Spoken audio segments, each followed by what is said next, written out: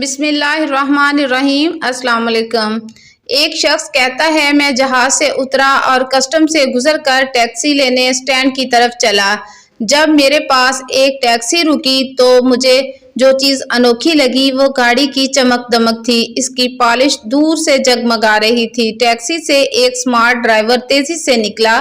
اس نے سفید شرٹ اور سیاہ پتلون پہنی ہوئی تھی جو کہ تازہ تازہ استری شدہ لگ رہی تھی۔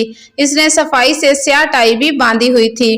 وہ ٹیکسی کی دوسری طرف آیا، میرے لیے گاڑی کا پچھلا دروازہ کھولا۔ اس نے ایک خوبصورت کارڈ میرے ہاتھ میں تھمایا اور کہا، سر، جب تک میں آپ کا سامان ڈگی میں رکھوں آپ میرا مشن سٹیٹمنٹ پڑھ لیں۔ میں نے آنکھیں موج لیں۔ یہ کیا ہے؟ میرا نام سائیں ہے، آپ کا ڈرائیور۔ میرا مشن ہے کہ مسافروں کو سب سے مختصر، محفوظ اور سستے راستے سے ان کی منزل تک پہنچاؤں، ان کو مناسب ماحول فراہم کروں۔ میرا دماغ بگ سے اڑ گیا۔ میں نے آس پاس دیکھا تو ٹیکسی کا اندر بھی اتنا ہی صاف تھا جتنا کہ وہ باہر سے جگمگا رہی تھی۔ اس دوران وہ اسٹیئرنگ وہیل پر بیٹھ چکا تھا۔ سر، آپ کافی یا چائے پینا چاہیں گے؟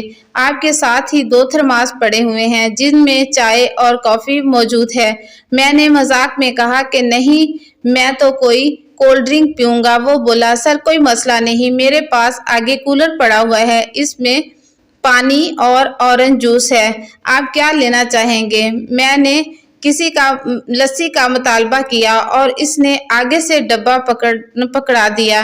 میں نے ابھی اسے منہ میں نہیں لگایا تھا۔ اس نے کہا، سر آپ کچھ پڑھنا چاہیں تو میرے پاس اردو اور انگریزی کے اخبار موجود ہیں۔ اگلے سگنل پر گاڑی رکی تو سائیں نے ایک اور کارڈ مجھے پکڑا دیا۔ اس میں وہ تمام FM اسٹیشن ہیں جو میری گاڑی کے ریڈیو پر لگ سکتے ہیں۔ اس کے علاوہ ان میں وہ تمام البم ہیں جن کی CD میرے پاس ہے۔ اگر آپ کو موسیقی سے شوق ہے تو میں لگا سکتا ہوں۔ اور جیسے نہیں تھا، اس نے کہا، سر میں نے ایئر کنڈیشنر لگا دیا ہے، آپ بتائیے گا کہ ٹیمپریچر زیادہ یا کم ہو تو آپ کی مرضی کے مطابق کروں۔ اس کے ساتھ ہی اس نے راستے کے بارے میں بتا دیا کہ اس وقت کس راستے پر سے وہ گزرنے کا ارادہ رکھتا ہے۔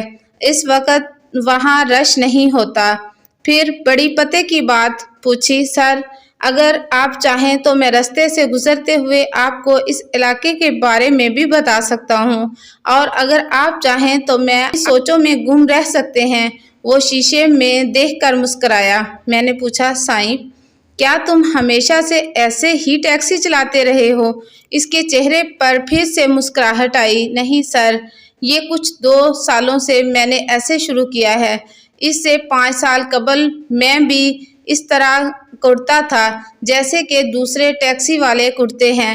میں بھی اپنا سارا وقت شکایتیں کرتے گزارتا تھا۔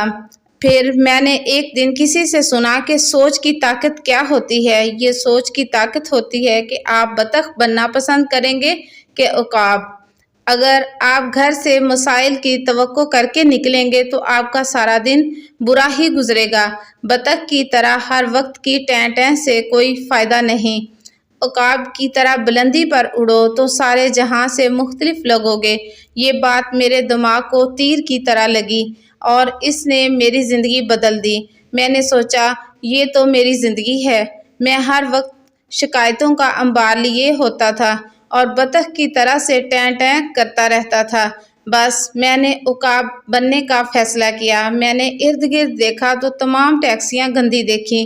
ان کے ڈرائیور گندے کپڑوں میں ملبوس ہوتے تھے، ہر وقت شکایتیں کرتے رہتے تھے اور مسافروں کے ساتھ جھگڑتے تھے۔ ان کے مسافر بھی ان سے بیزار ہوتے تھے، کوئی بھی خوش نہیں ہوتا تھا۔ بس میں نے خود کو بدلنے کا فیصلہ کیا۔ پہلے میں نے چند تبدیلیاں کی، گاڑی صاف رکھنا شروع کی، اپنے لباس پر توجہ دی۔ جب گاہکوں کی طرف سے حوصلہ افزائی ملی تو میں نے مزید بہتری کی اور اب بھی بہتری کی تلاش ہے۔ میں نے اپنی دلچسپی کے لیے پوچھا کہ کیا اس سے تمہاری آمدنی پر کوئی فرق پڑا؟ سر بڑا فرق ہے۔ پہلے سال تو میری انکم ڈبل ہوگی اور اس سال لگتا ہے 4 گنا بڑھ جائے گی۔ اب میرے گاہک مجھے فون پر بک کرتے ہیں یا SMS کر کے وقت طے کر لیتے ہیں۔ مجھے لگتا ہے کہ اب مجھے ایک اور ٹیکسی خریدنی پڑے گی اور اپنے جیسے کسی بندے کو اس پر لگانا پڑے گا۔ یہ سائیں تھا، اس نے فیصلہ کیا کہ اسے بطخ نہیں بننا بلکہ عقاب بننا ہے۔ کیا خیال ہے اس ہفتے سے عقاب کا سفر نہ شروع کیا جائے؟ سائیں نے مجھے ایک نیا فلسفہ دیا، سوچ بدلو، زندگی بدلو۔ وہ جو کسی نے کہا ہے کہ کوئی بھی پانی میں گرنے سے نہیں مرتا، مرتا وہ اس وقت ہے جب وہ اس مشکل سے نکلنے کے لیے ہاتھ پاؤں نہیں مارتا ہے۔